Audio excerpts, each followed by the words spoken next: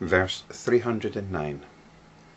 There are 10 kinds of false imagination and 6 kinds of relativity. In the knowledge of Tathata innerly attained, there is no differentiation. Now we've got quite a few verses like this coming up, and I'm not going to be going into them in much detail because they consist of these numbers. And as this verse acknowledges, they're a kind of differentiation. And in the knowledge of Tathata, there is no differentiation.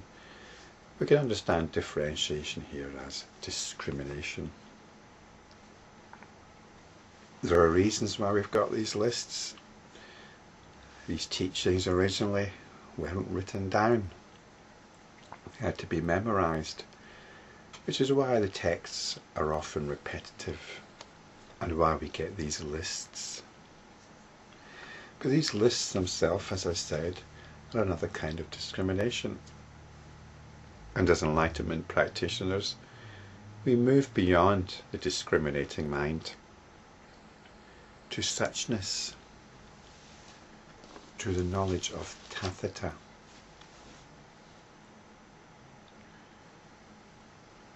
Knowledge of our own essential awareness. But I'm going to look into this verse because it might be useful and it gives us a chance to dip into the main body of the Lankavatara Sutra. But before I begin, I feel I ought to make a comment, a follow-up comment on what I was saying at the end of the previous video. I had a challenge ahead of me. The challenge was that I was at quite a low ebb physically. I was coming down with a cold or something, and I had my night shift to do. Okay, that's maybe not so much of a challenge for many people compared to what most people have to go through. But the challenge was from the point of view of the enlightenment practitioner. Because what we have to deal with as enlightenment practitioners is our moods, our habitual thoughts, our psychological disposition. And these are often physically determined. If you haven't had enough sleep, how does this affect your mood? If you're coming down with a cold, how does this affect your mood? If you're coming down with a cold and you've got a busy night shift ahead of you, how does this affect your mood? The thing is, when we're looking at these teachings, we mustn't get caught up in them in a cerebral way. They're about our very essential disposition, our basic attitudes, what we think of and how we experience the world, how we think of and how we experience ourselves, and the interaction between these two. How we think of ourselves, how we feel about ourselves, how we experience ourselves, this is the false imagination. And the world, this is what's called here relativity. Relativity. 6 kinds of relativity. So anyway, just to follow up, in case you might be curious, it was a very interesting experience. I had a busy night. By the time I got to work though, I seemed to be feeling quite better,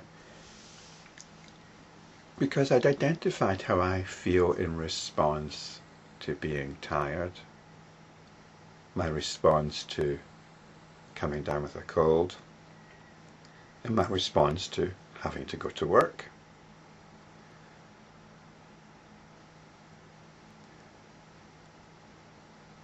In my scale of moods, one of the fundamental notes is this little boy who feels very hard done by and wants to keep throwing little tantrums. He's there in my psychology.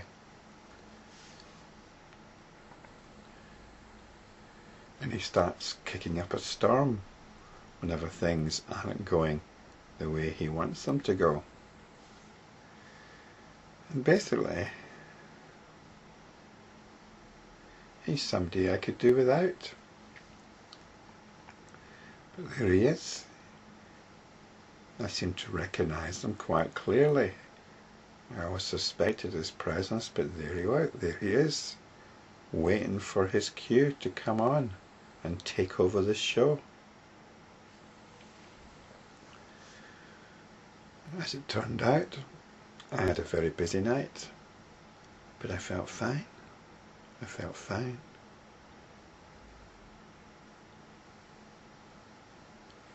I saw how this little boy was spoiling the show.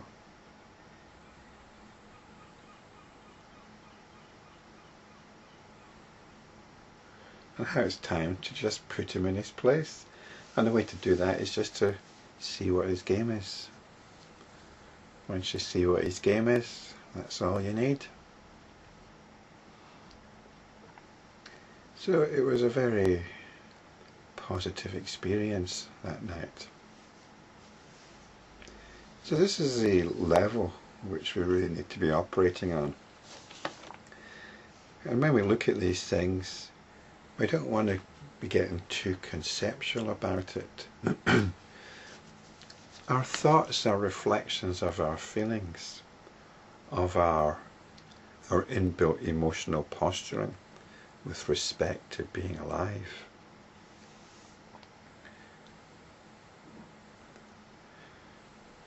There are inbuilt affectations. So in looking at these verses, we need to be using them as a trowel to dig up these affectations of ours, these little drama queens inside us.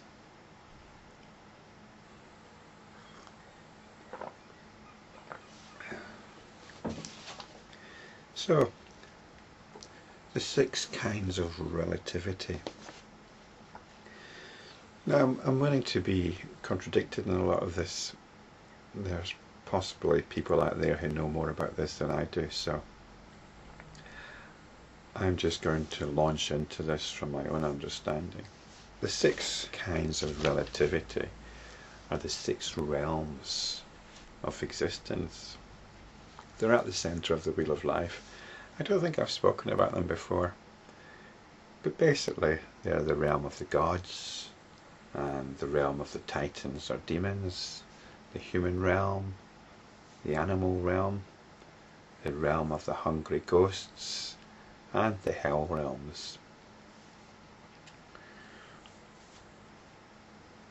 And you might find yourself moving between these realms, or you might find yourself predominantly inhabiting one of these realms. They're a very rich symbolism to explore in terms of our basic attitudes. So that's the world out there. That's the paratantra. False imagination is the parikalpita. And that's what we're going to be looking at. Well, I think we'll look at that in the next video. The different kinds of the false imagination. Always making sure that we're not getting distracted into these classifications, and are always seeing them as a way of throwing light on those discriminations which block our enlightenment practice, which block our knowledge of Tathata. So I'll continue with this in the next video.